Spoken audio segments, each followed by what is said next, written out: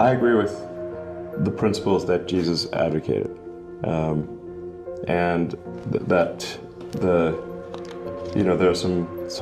there's great wisdom in the teachings of Jesus, and I agree with those teachings. And things like turn the other cheek are very important, because as opposed to an eye for an eye for an eye leaves everyone blind. So forgiveness, is important, and treating people as you would wish to be treated. Love thy neighbor as thyself. Very important. But hey, if Jesus is saving people, I mean, I wouldn't stand in his way. They'll be sure. I'll be saved. Why not? Sweet, we did it. Yeah. I think he just said yes. We got him. All right. We got him. I got to be saved.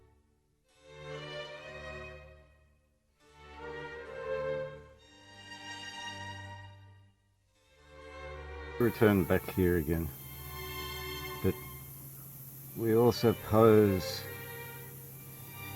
a question. So, for as much as many have taken in hand, that's all of us to set forth. So we started, okay, we all started in order, a declaration of those things. So we started on a stone in the Shrine of Remembrance in Melbourne. We started at a pillar in your town. We were able to set forward from that centre point so that we could declare things that we witness from that centre point, even as the stars delivered the signs unto us.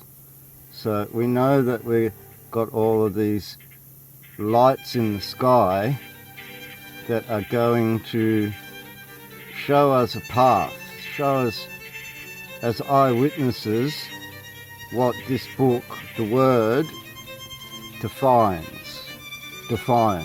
So they're going to minister the Word to us, and we're going to align the Word with what we witness. Now, I pose to you, you see these pictures here. So we have Temple of the Sun in Bosnia, which is supposed to be 32,000 years old, 38,000 years old.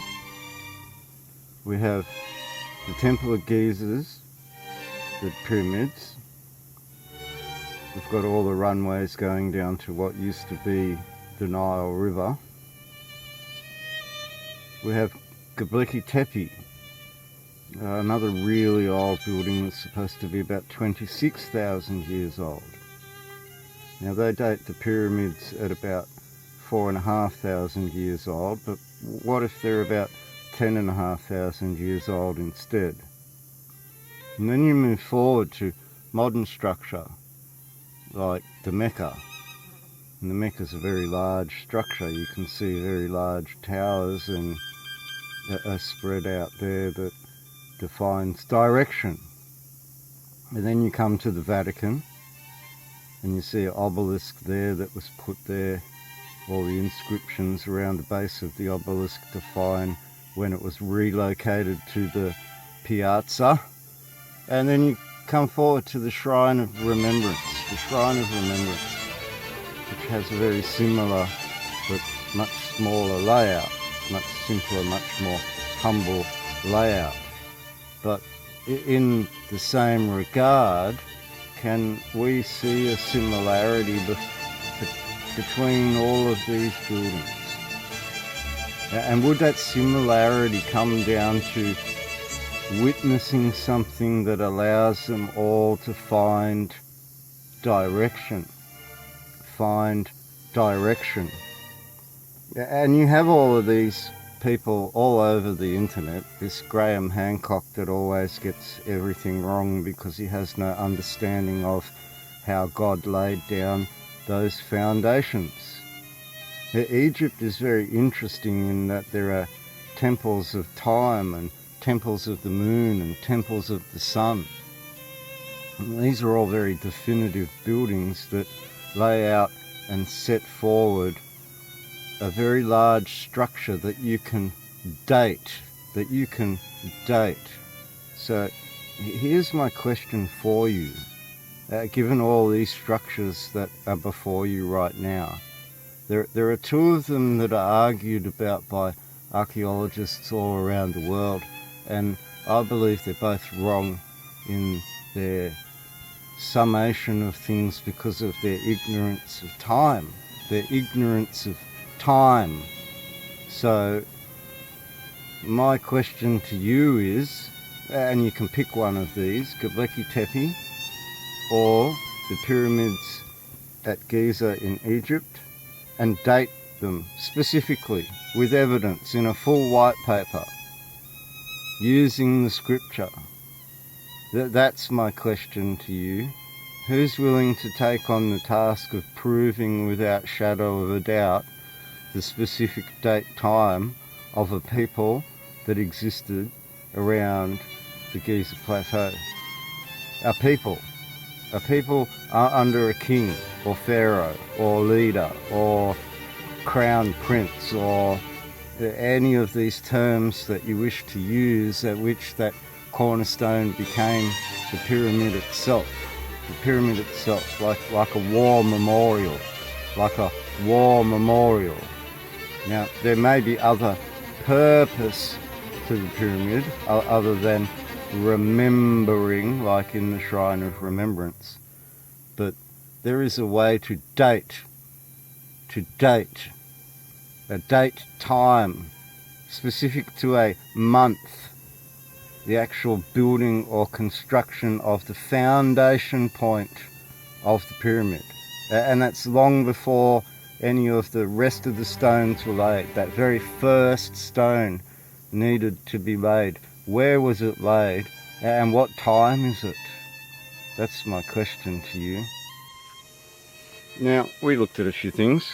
We had a stick, and that stick had a rope and an anchor point, a centre point to a circle that was compassed. We have a compass, and that has degrees on it.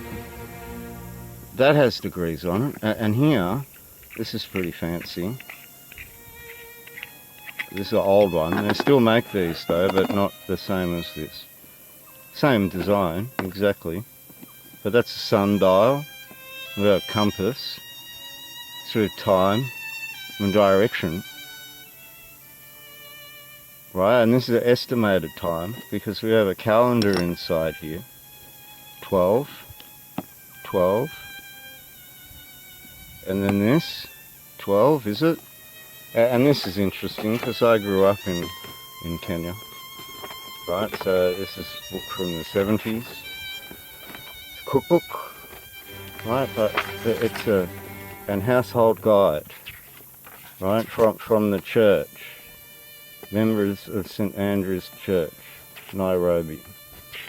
Right, so there's a Public Health Department, Nairobi Council, the Dairy Board, right, even Shell have joined in and promoting like good health and eating and use of electricity and foods and how to keep foods, children's diets, but right at the back, this is the interesting part to take note of here, right at the back.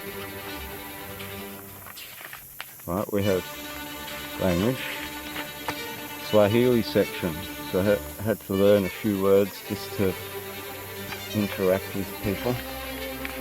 And it's going back when I was a little child. Numbers, moja, pili, tatu, ne, tano, sita, saba, nane. Right, so 1, moja, 100, mia moja. 7 a.m, sa moja. 2, bili, 200, mia bili. 8 a.m, sa bili, sa bili.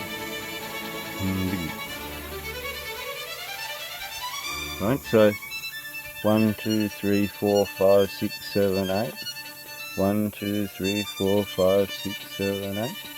9, 10, 11, 12, 13, 14. Sa moja usiku. So first evening hour, second evening hour. 12. 1, 2, 3, 4, 5, 6, 7, 8, 9, 10, 11, 12. First hour of the day. First hour of the day. Now we equate these to a mean time, but a shadow clock doesn't do things by mean time, and the serpent of the stick doesn't show itself by mean time. So these hours are relevant, like Kenyan Cookery Book and Household Guide. But these hours are relevant for numbers. Moja, Bili, Tatu, Na, Tana, Sito, Saba, Nana, Tisa, Kumi, Kumi na Mauta, Kumi na Mabili. Right, so 11, 12. 1, 2, 1, 2. 11, 12. 11, 12.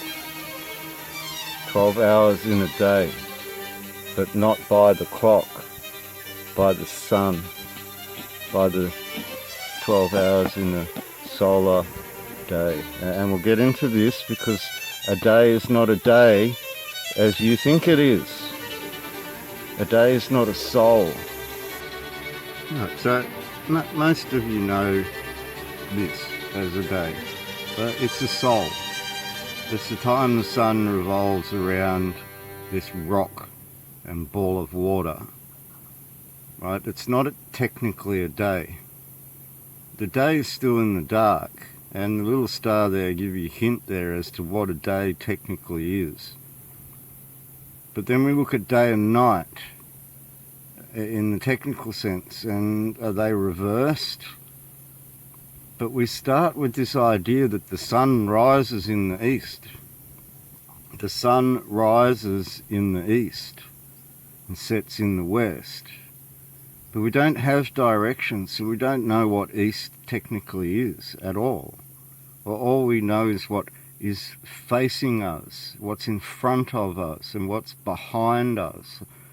And because we're the ones standing, it's our left hand and our right hand, our front face, our back, and our unicorn, our pointer from above our head that points directly up, and then the pointer from our feet that points directly down. Now, we need to look at going back to this Bosnian picture.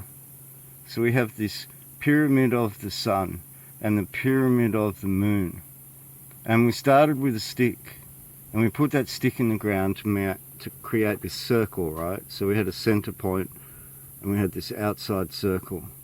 And we started to observe the soul, or sun, rise from darkness to light, right? The sun rise. But we were given a hint at a certain specific time of the year to do it, which was at the summer solstice or the winter solstice. This is dependent on the hemisphere that you reside in, where you put your stick. Okay, so you need to be also aware of the reversal of things from the southern to the northern hemispheres when you look at sunrise to sunset. And this is where this hint comes in here, that we have this change over a solar year or an anna, one soul, one full complete soul, or soul anna is a solar year, right? And then we recognize warm to cold, and then we start to recognize autumn and spring for these 4 seasons. These 4 seasons. And when you start to map this out, we start to get this technical angle that reflects itself. And this is very apparent when you look at Melbourne, where the sun itself rises 30 degrees to the east, and then 30 degrees off west. So you end up with this angle of 30 degrees on both sides of what would then become your equinox, your equal between the two solstices, where you have the longest, shortest, and then the two equal days of the year. And this is where that time, we'll just jump back, this is where time over 12 godly hours is not mean or digital or by the hour as in a wristwatch. And this is part of God, is meaning out time to be able to have that 2400 hour day. And the day is not the sun rise and the sun set. The day is greater than just a part of the day. And these 12 godly hours became the work hours, and it was difficult to cook given time was not mean. If this is straightforward to you. See, so before you can go any further, this darkness still becomes a question, because this is very easily seeable or noticeable. Bringing the light into this darkness becomes this next part. And we can see that I've drawn points of a circle here, and you can see here that sunrise in winter, spring, and autumn, then bring about this peace logo. Okay, so God's peace is you recognizing the 4 seasons and starting to lay out a technical diagram relative to what you've witnessed with the sun. And this is the process of a sol anna, or a solar year, one sol, one complete sol, whereas a daily sol is equal to a yearly sol. And this is something else that we need to venture into, because these two are equal for you to bring the light into the dark. So this peace sign is relative to opening your mind to how you bring light into darkness now, because you voided everything, right? Genesis 1:2 is to void, and then bring the new light into the darkness. Bring the new light into the darkness. And we do that by observing a solar year, which then gives us God's peace, at which now we have something further to work on as a platform on your circle. Now, from this sun observation, what we got in between here, our solstices and our equinox. And that allowed us to draw out the flower of life. And this piece flowers this natural order. So we start to see that our circle now has started to gain reference points around it, relative to our initial observations of the sun bringing about life. Now, Christ was all about let the dead bury the dead and return back to life and be with his peace, and then flower this natural order.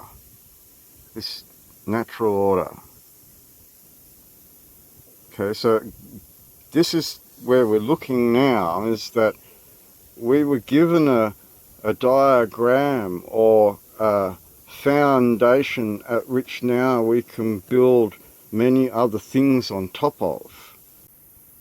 Right, so we can see from our summer solstice to our winter solstice, over to our equinox, around again to our next equinox, brought about this peace sign.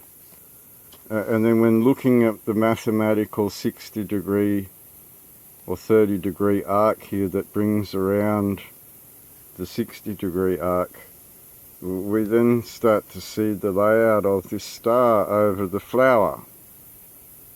Right, the star over the flower. So the signs bring the seasons about, and the seasons bring about this peacetime. Now Abia was one of 24, the 8th of 24. So we can see how now, from this circle, we've now divided 6 into 12 into 24. All from this initial flower that you then begin to know as the flower of life, which has very, very specific purpose in all of this. Like a massively specific purpose in all of this. And it's very interesting that no one around the world really clues onto the meaning of what all of this is laying out. Right? Because you believe in half of this from your schooling, but you don't seem to comprehend the overall aspects of what it actually does and why we've come to learn and live and believe these things over time. And this is where we define time itself. We go back to that question. Can you date this building? See, so mathematically, without measure, meaning that we don't have a distance yet, all right? We're just using the compass and the ruler and the string. And from that, we've managed to get 6, 12, and 24. And then from that, 24, we now have a right angle of 4, which then becomes the compass of 8 and 16. Right? And all of these steps from here to here allows you to get to the right angle, which is not naturally found in nature. But when we look at this, we start to see many things that do act in nature. So we cross over from this natural order into a more created order. The order of man versus the order of God, I suppose, in many small ways. So we had this cookbook which defined those hours in the back of it, right? Then we look at the day, the natural order of man as mankind, and we see dawn and sunrise, and we've labelled this morning time to midday, and then to afternoon, and then around to sunset and dusk. But militarily they had a first watch, a midnight, a third watch, and a fourth watch, a second watch. Right, so in the practical sense of life, this was our clock. And in the practical sense of daytime, we had the sundial, which reflected... Am I tightening it? No. Which reflected the hours of the day by the sun. So there were shorter hours and longer hours in the day. So dawn was not a 24-hour clock. But then we started to look at some things, some angles, and we haven't numbered anything yet. We're just drawing according to God. All right, but through this process of drawing, we've come to this 24 hours, haven't we? We've laid out where Abia is the 8th hour. In 1 Chronicles 24, all of these were given titles, course names, and those course names would then have priests involved with them, because the course of Abia had the priest Zechariah here. So you can see this general stepping from a sun circle. A sun circle has allowed us to mathematically lay out a flower of life, which brings us to this 24-hour circle. Right, just by the natural order of creation have we got here. It's our way to divide before you even knew that 24 hours existed. This initial creation of those hours. Because before that, this was your day. You only knew to get up. You saw the sunrise. It was morning. The sun was over your head. It was afternoon. Then you saw the sunset. And then it was dusk.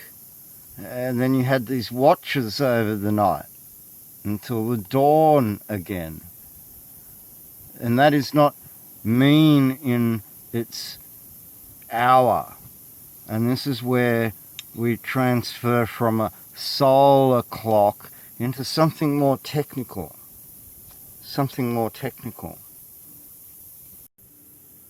So, working through this first instruction, we can see that we have already answered some of number 5. There was, in the days of summer, the king of Judea, a certain priest named Zechariah of one of 24 courses. And his wife, so there's now a chain connection here, was of the daughters of Aaron, and her name was Elizabeth. So we have this unity between Zechariah and Elizabeth. And we know that Zechariah is one of 24.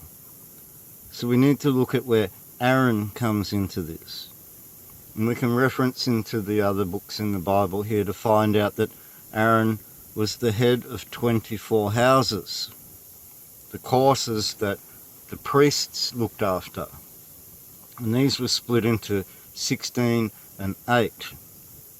So we now have a division of 8 from 16 others, 24. So Aaron oversaw 24 houses. And then the daughters are also then of 24.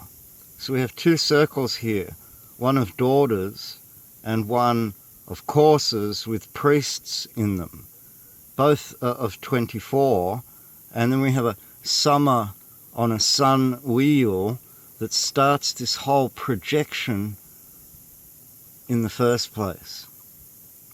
And you can see the natural order of the steps that I've gone through, and we're only in the first instruction. We're only in the first instruction. So the rest of the Bible has alluded to what I've just laid out. Okay, I've fast-tracked you basically to understand what number 5 says. And then we walk on to number 6, and they were both righteous before God, walking in all the commandments and ordinances of the Lord blameless. Now I gave you a hint that there was a hint in the Freemason logo, as to what righteous meant. And we just discovered the right angle.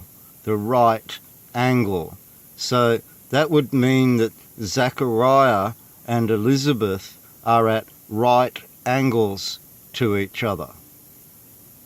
Walking is the rotation or rising and setting of the stars that gave you the signs, and you start to see now how that may have a foundation in the natural order in which we've just laid out.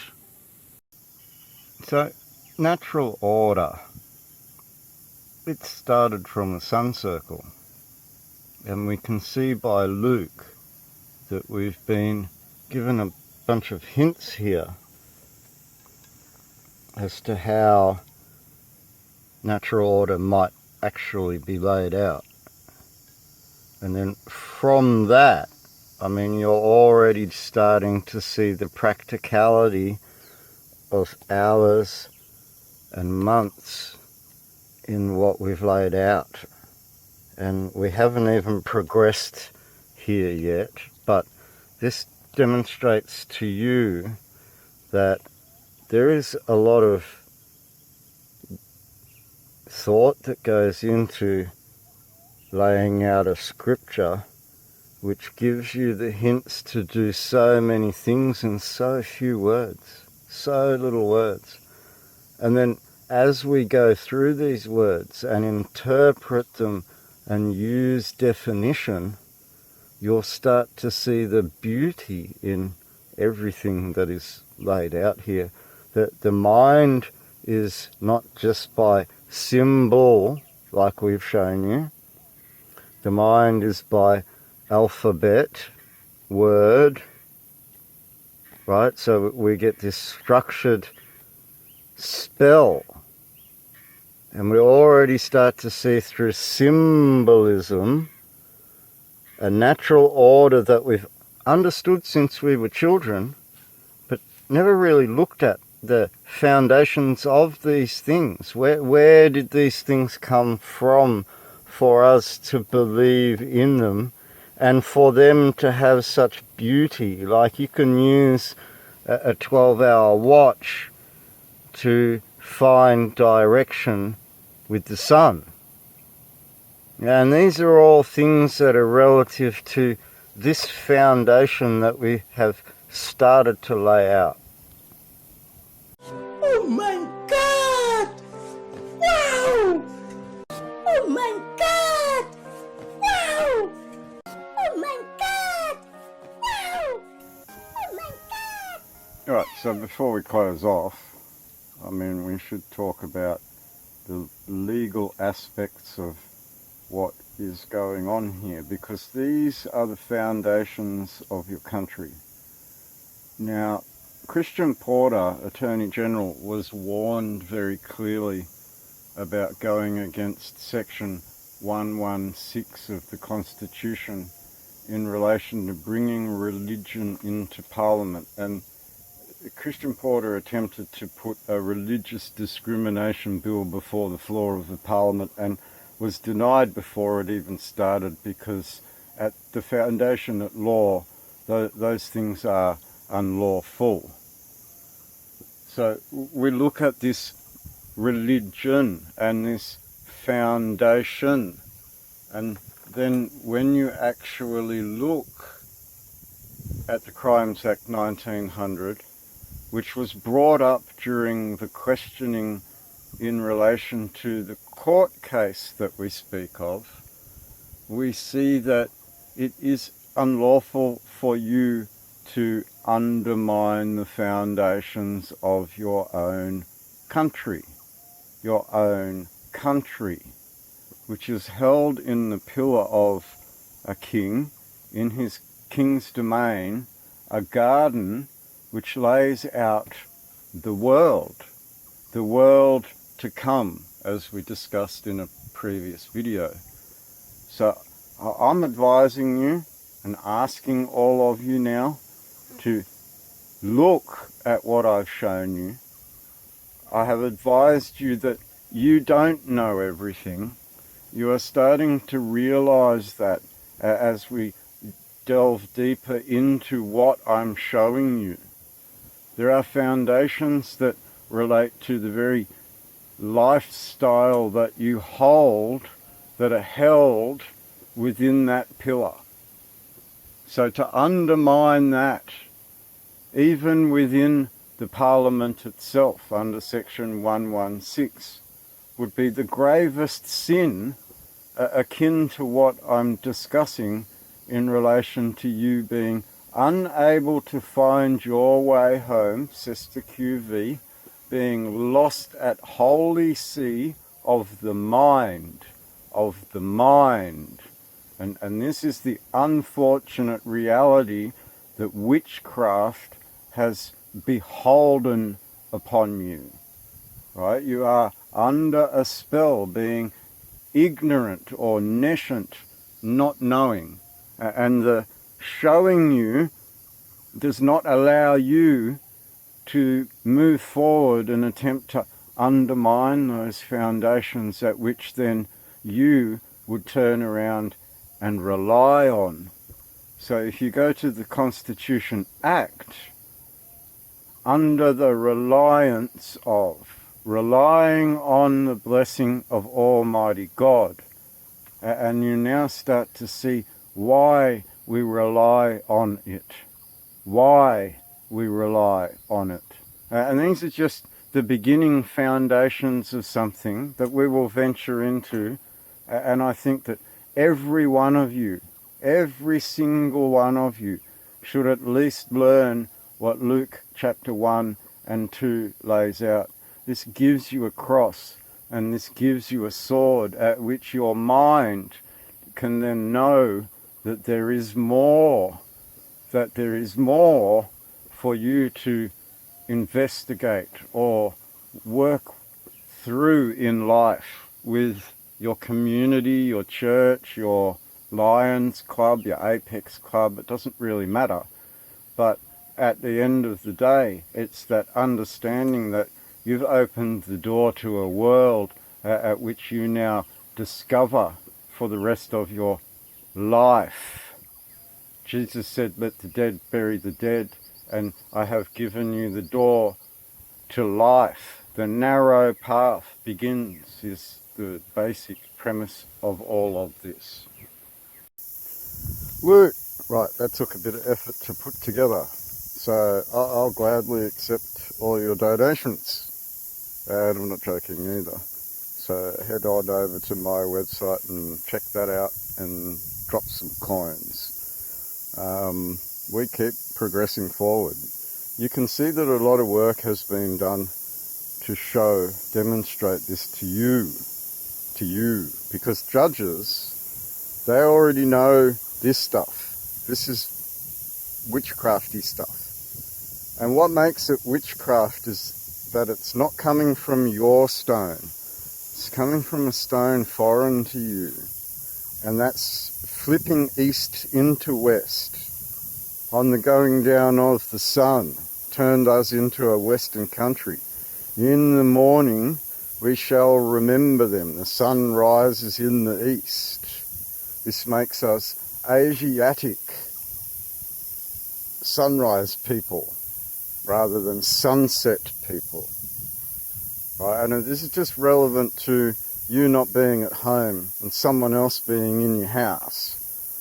It's not so much a Eastern versus Western philosophy thing. Well, it is, because you've got the Saturnalists and you being ignorant and in the dark, with their being holding the light over the top of you, like in that tarot card, with the little lantern. So you can see, I've laid out quite a lot for you in this episode. And in this episode, I demonstrate to you very clearly. Over the last 3 episodes, I think you should now comprehend that the knowledge that I've laid out on the table far supersedes anything you've ever argued over the last decade. It's totally, I told you when we got started, you'd be on a different tangent when you looked at this Bible, and this is now opening your eyes to a lot of things. A lot of things that makes you a people with your gods. And this is where we look at history of not caring. She'll be right, mate. Well, let me ask you, is it alright right now? Albo just tried to squash your whole entire Anzac. The last 4 years they haven't really done any Anzac memorial parades, remembrance days, until this year. Why? Why did they shoot you on your holy ground? I mean, these things start to now becoming apparent to you as we move forward, instead of you just closing your eyes and trying to hope that you can bash your way through with ignorance. And that, as God put it, it's not going to cut it. I know you're not. Well, maybe now, you're starting to see a little bit of this God that we rely on. Right? That started with a stick. So this becomes more important as we move forward, doesn't it? We've defined a sundial and the hours of daytime, the working hour of God, which is longer in the morning and shorter in the middle of the day as the sun goes over the top of your stick. Right, so the shadow is shorter, and then in the evening it gets longer again. But this stick has no measure at this point. We don't really know how long it is. We haven't defined anything relative to anything that we've done so far. And then there are so many things that are relative to society that you haven't even looked at yet. Moon day, Sunday. Right, these are days of the week. Where do week come from? Where do month come from? Because at this point we work on a sun circle which defined something very clearly to us mathematically. I'll make that very, very, very clear, because when we get into the unit circle and we start to look at fractional math, there is some interesting prospects to be held. So this has yet to get measure. Where does that come from? You should realize now that everything is given to you. Everything is given to you. From this foundational structural start point, you're going to find the cubit, the meter, and the foot all defined mathematically from what you see before you. Everything is defined very clearly if you know where to look. Wah, don't listen to him, he's batshit crazy. Every man is rod. So I have this stick without measure. How do we give this measure? So go and look up the US system, like I told you, US grid system. And then what you're going to find is that it's all built off a rod of God, which is typically about 6 feet long, right? And in America it's 11/10 an Anglo foot, which makes it a US metric foot, and that has a certain length, 305 millimeters, I think it is. And then a rod is 6 of those. Now, pilgrims would have lined up on the step of the church, and they would have put 20 feet, right? So they would have put 20 right feet down the step of the church, and they would have measured that distance, divided it by 20, then multiplied it by 6, and then a half to get a rod. Because I'm pretty sure a US rod is 6.5 feet. So now we start to correlate the length of a stick to something real, which we need to venture into so you can get an understanding or grasp on some of these concepts, because at this point time doesn't exist. You can see that through our day, from dawn through morning, midday, afternoon and sunset. You can see we have no time, no mean time, so we aren't able to define some things yet. Okay, so measurement is one of those things that have to come to be able to further your structure out. And this is where mathematics, right, so nothing has now become one, everything, all, whole. And fractional math then becomes part of a whole. Rather than decimal maths or metric as you know it, metronome, swinging, right, click time, like a pendulum clock, right, but a metronome has a weight on the top and the bottom, whereas a pendulum only has a weight on the bottom. But here we look at time. How do we structure all of these things if we don't measure things? And this is this understanding now that the law founded somewhere, all of your beliefs founded somewhere, your money, stamps, letters, army, navy, government, hospitals. All these things founded somewhere, all based around one thing for a reason. Would this stick be tied to a money pot, like we call the treasury? Would that then open your eyes a little bit more as to why this is so important to your country while it's got money lenders in the temple? International Monetary Fund Act 1947. Demise of the Currency Act 1965. Is this in debt? Or is this just abandoned? I'd say it's abandoned, and you joined a debt machine that was going to nanny the absolute crap out of you while you took its handouts. And this remained abandoned until one day it was presented before a courtroom and that whole entire structure started to tremble at the knees. And now that Justice Lonergan has defined these things very clearly on the record as being puerile in nature and a right of ours as a people, a right in this international order of things wherein they are merely administrators with the money handouts. And then they're out of jurisdiction, which is why what they call you sovereign citizens, because you don't want to hand back the citizenship to them.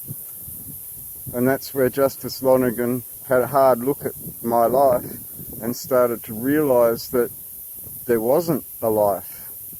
It's been private to them my entire life, to the point where I've never got a flyby's card or any of those things. So we come to the end. Donate away. Have a look at what I've shown you. This opens the door now. We're still working on 5 and 6, right? But now you can sort of start to look at how 5 and 6 are laid out, and then we can start reading forward into the next episode.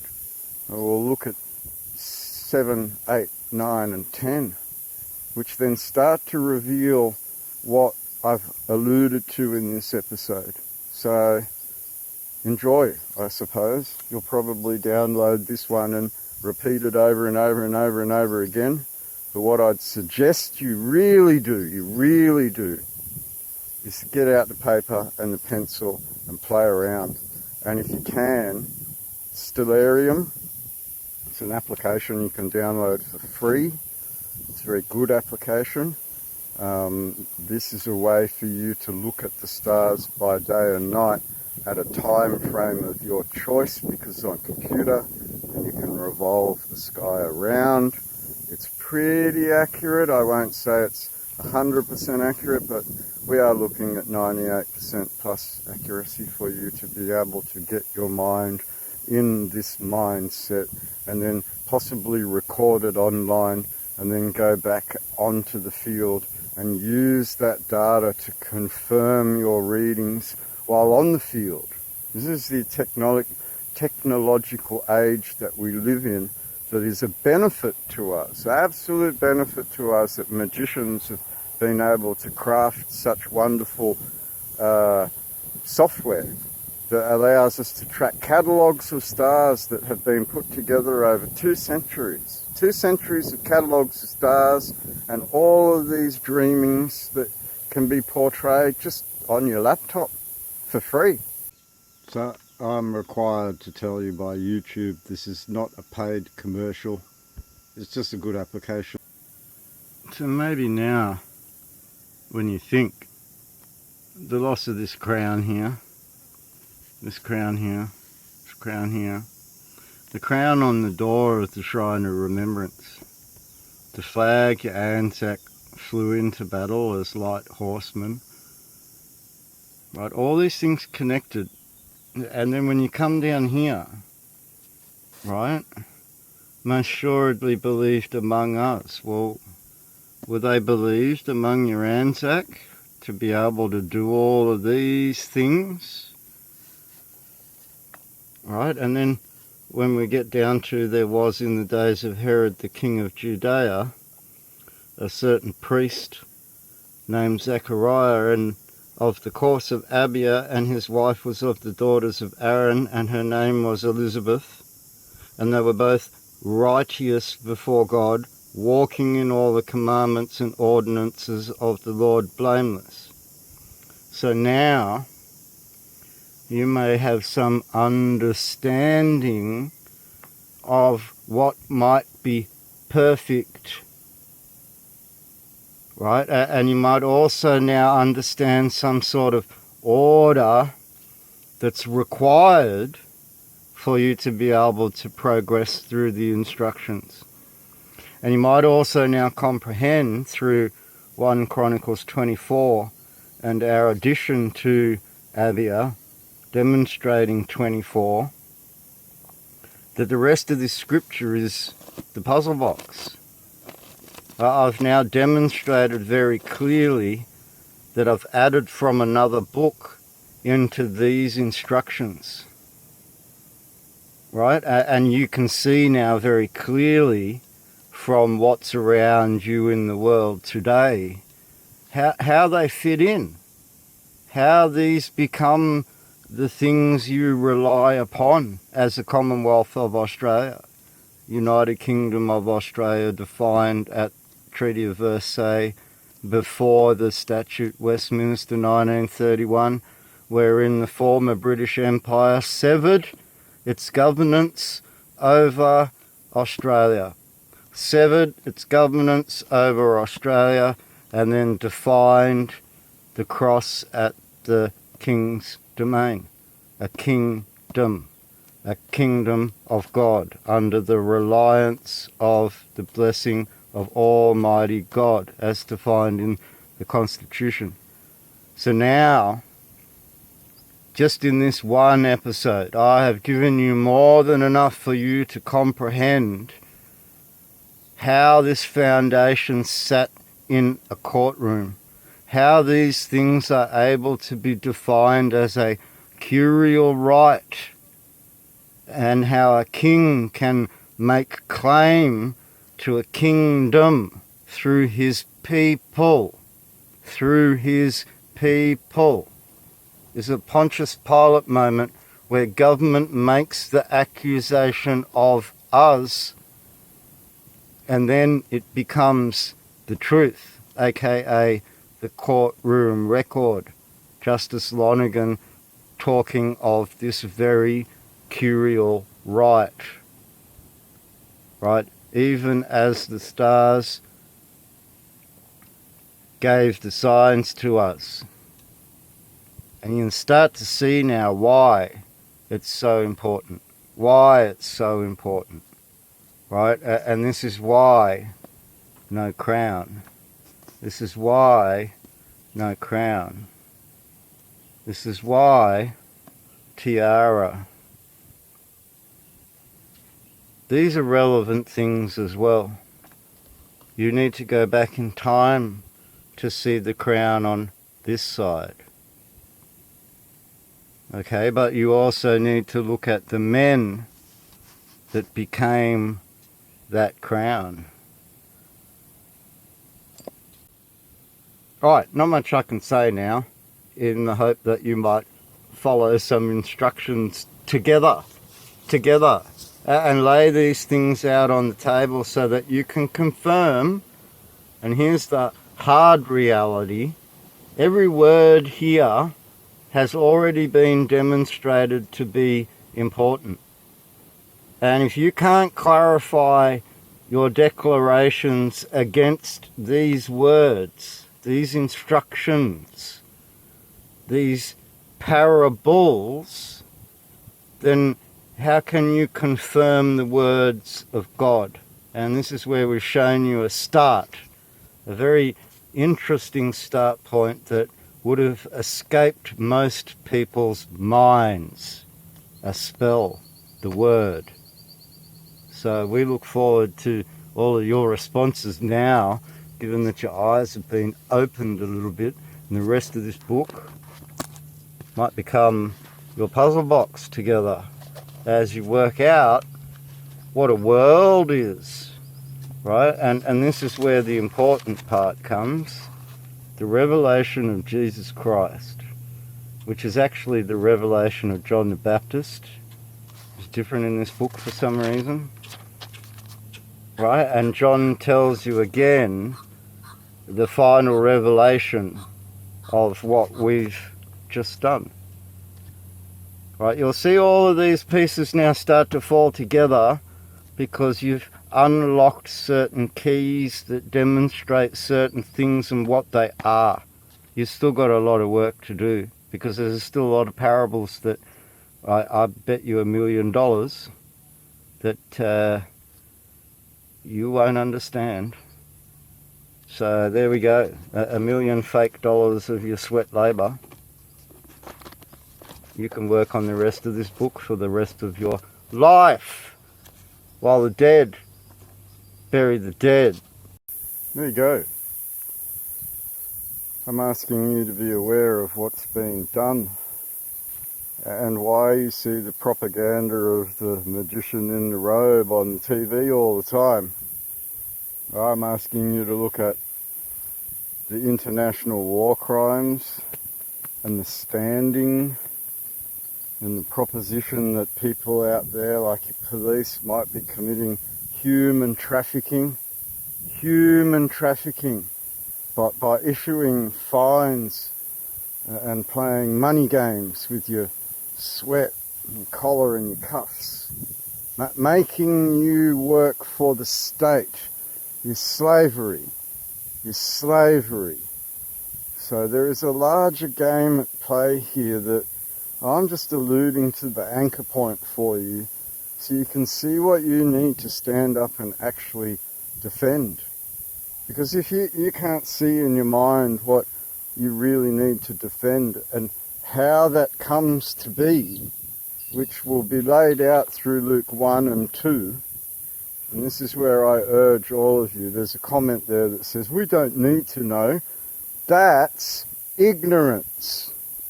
So please, at least learn Luke 1 and 2. This gives you a sword of God. And this allows you to see Christ. Allows you to see how Christ is formed in the first place. Without that understanding, you're lost in this sea, this holy sea. You can't define these things. And this is the whole entire point here. So yes, you do need to know. You very, very much do need to know. But as we look at another short episode for you, I've laid out a lot, and this has taken all day since early this morning, and the sun is now setting on that side. So I'd like you to think about why would I go to such lengths to define for you what a justice already knows. And when we argue, or not argue, but when we deal with matters of law, these justices already know this stuff. This becomes a finer art of a higher intelligence that you as a people mostly won't grasp. Mostly. I'm not saying all of you, but mostly. You see, starting to see now, as this 15, 20 years of this, been holding a torch for all of you, literally holding a torch for all of you, at the door of your shrine, calling you all home through the door while you act like moths battering into the light on the porch, not knowing what to do. thoughts about some of it, and now you sort of know. You're sort of starting to grasp how you as a people get anchored down, and the heavens come down and anchor a king, and he pulls the earth up through those international waters and says, we're not lost, we're home, we're home. We're in Father's house. Father, where are you? Oh, Nanny, what? What are you doing in Father's house? Right. Now he's starting to get it. So thank you for putting up with 4 hours of brain training to get to this point where you can see a few things and hopefully progress further by building upon a rock instead of castles made of sand that slip into the sea eventually.